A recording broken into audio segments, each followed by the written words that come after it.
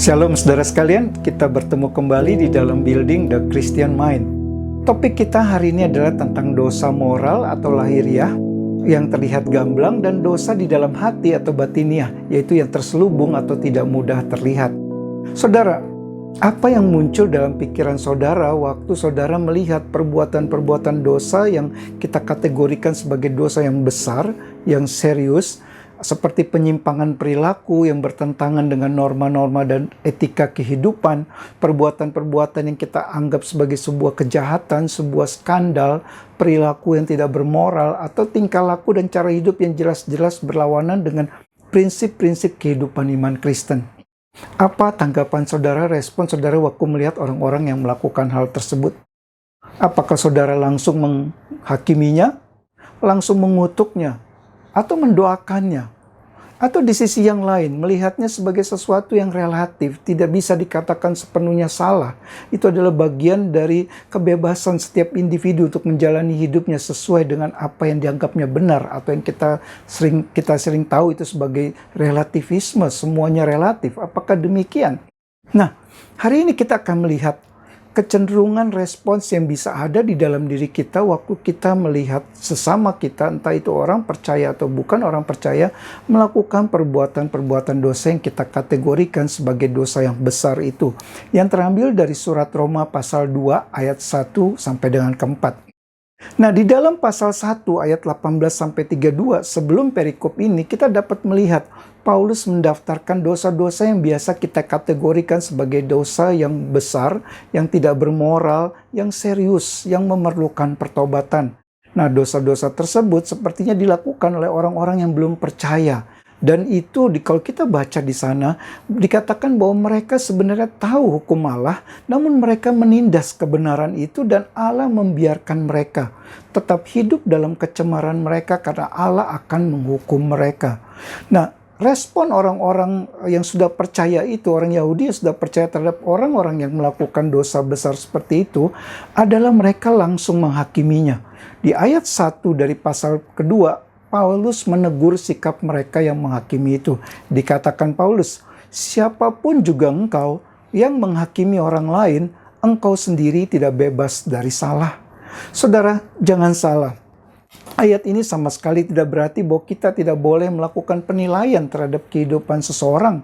Juga bukan berarti bahwa kita tidak boleh mengatakan hal yang salah sebagai yang salah, dosa sebagai dosa. Itu bukan berarti demikian. Karena mengapa tidak berarti demikian?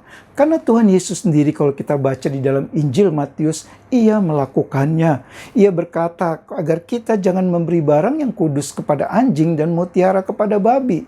Atau dari buahnya kamu akan mengenal mereka. Pohon yang baik maka buahnya pun akan baik. Atau dikatakan juga oleh Tuhan Yesus, waspada terhadap nabi-nabi palsu yang datang menyamar sebagai domba padahal mereka adalah serigala. Artinya jelas di sini Tuhan Yesus mau mengajarkan kepada kita bahwa kita boleh dan harus melakukan penilaian. Mana yang benar, mana yang salah, mana yang buruk, mana yang baik, mana yang berdosa, mana yang tidak berdosa.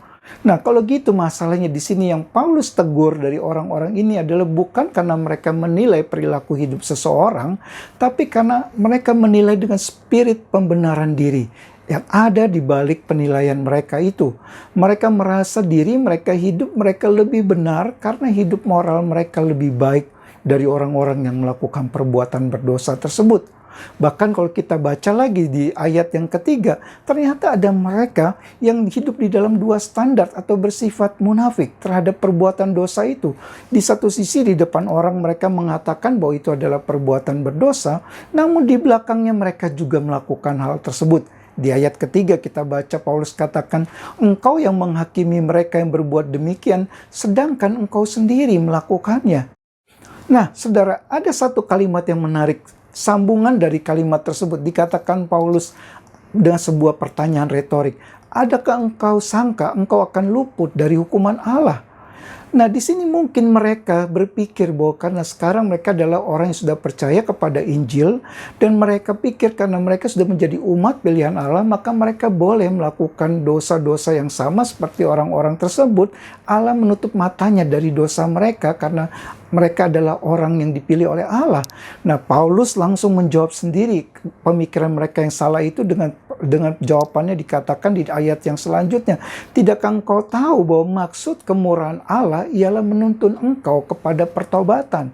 Artinya Paulus mau mengatakan kepada mereka, kalau Allah tidak menghukummu karena dosa tersebut, itu karena Allah ingin engkau bertobat. Nah, kita lihat di sini saudara sekalian, ada 3 sikap yang salah dari mereka yang ditegur oleh Paulus. Sikap yang pertama, merasa diri lebih benar dari orang lain yang hidup moralnya tidak sebaik mereka. Yang kedua, kesalahan kedua, kemunafikan atau kepura-puraan atau double standard dalam mereka menjalankan hidup. Dan sikap yang ketiga, mereka melupakan kebutuhan mereka sendiri untuk pertobatan dari dosa-dosa pribadi mereka. Saudara sekalian, ketiga hal tersebut yang ditegur Paulus kepada mereka, itu juga hal yang bisa kita alami kalau kita tidak berhati-hati. Waktu kita melihat sesama kita, orang percaya maupun bukan orang percaya, melakukan perbuatan-perbuatan dosa yang kita anggap dosa-dosa yang besar, itu kita bisa tergelincir ke dalam sikap yang salah seperti itu. Sekali lagi di sini saudara sekalian, menilai sebuah perbuatan yang salah atau dosa itu bukanlah yang tidak boleh kita lakukan. Namun di sini yang perlu kita lakukan waktu kita melakukan penilaian terhadap kehidupan dosa seseorang, maka kita harus melakukannya sambil menguji di dalam hati kita sendiri. Yang pertama kita menanyakan, apakah saya merasa lebih benar, merasa lebih rohani, lebih hebat, atau bahkan lebih berkenan di hadapan Allah daripada orang tersebut karena hidup moral dan rohani saya lebih baik dari dia? Kita sudah terjebak dalam kesombongan rohani kalau kita berpikir demikian. Dan pertanyaan kedua yang perlu kita pertanyakan pada hati kita sendiri waktu kita melihat perbuatan dosa dilakukan oleh orang-orang lain. Apakah saya yang mengatakan itu salah, itu dosa? Saya benar-benar juga tidak melakukan hal tersebut walau tidak ada orang lain yang mungkin mengetahuinya. Dan yang ketiga, pertanyaan yang perlu kita tanyakan kepada diri kita waktu kita melihat orang-orang berdosa yang memerlukan pertobatan itu. Apakah saya juga tetap mengingat kebutuhan saya sendiri akan pertobatan pribadi saya? Bahwa yang perlu bertobat bukan hanya orang tersebut, namun saya pun perlu pertobatan di dalam kehidupan saya. Hal yang paling penting di luar dari ketiga tersebut adalah satu yang perlu kita ingat saudara sekalian, bahwa tidak ada satu saat pun atau tidak ada satu kondisi pun di mana kita tidak membutuhkan Injil anugerah Allah. Entah mereka yang hidup moralnya sangat buruk maupun mereka yang hidup moralnya sangat baik, semua kita membutuhkan Injil. Waktu kita menyadari kebutuhan kita akan Injil ini, kita akan melihat bahwa semua kita adalah orang-orang berdosa. Entah yang dosanya sangat gamblang dan mencolok mata maupun yang dosanya terselubung lebih halus, hampir tidak terlihat oleh orang lain namun Allah melihatnya. Semua kita adalah orang-orang yang membutuhkan Allah dan harus bertobat dari dosa-dosa kita. Inilah yang dikatakan oleh Tuhan Yesus di dalam Injil Matius. Dalam khotbah di bukit, Tuhan Yesus mengatakan, berbahagialah orang yang miskin di hadapan Allah, karena merekalah yang mempunyai kerajaan sorga. Kita semua, saudara sekalian, yang dosanya besar maupun yang dosanya kecil, kita adalah orang-orang yang miskin di hadapan Allah. Tidak memiliki apapun yang bisa kita banggakan di hadapannya. Orang yang miskin di hadapan Allah adalah mereka yang menyadari, yang pertama, walau hidup moralnya sangat baik, walau hidup agamawinya sangat taat, sangat religius, tetap itu semua tidak dapat menyelamatkannya. Dan dia menyadari bahwa yang harus dibawanya kepada Allah adalah hati yang hancur, yang menyadari dan menyesali keberdosaannya dan mengakui bahwa hanya anugerah Allah yang dapat menyelamatkan dirinya. Itulah orang-orang yang menyadari bahwa dirinya adalah orang yang miskin di hadapan Allah. Inilah berita Injil itu saudara sekalian, yaitu tentang kekuatan Allah yang menyelamatkan setiap orang yang percaya. Kiranya Roh Kudus menolong kita semua untuk tetap berpegang pada berita Injil yang sejati ini. Karena hanya dengan perspektif berdasarkan Injil yang sejati ini, kita akan bisa melihat orang-orang lain yang berbuat dosa itu, kita menilai sesama kita dengan kasih. Sama seperti Kristus melihat kita juga dengan kasih, karena kita adalah orang-orang berdosa yang membutuhkan belas kasihan-Nya. Tuhan memberkati saudara sekalian.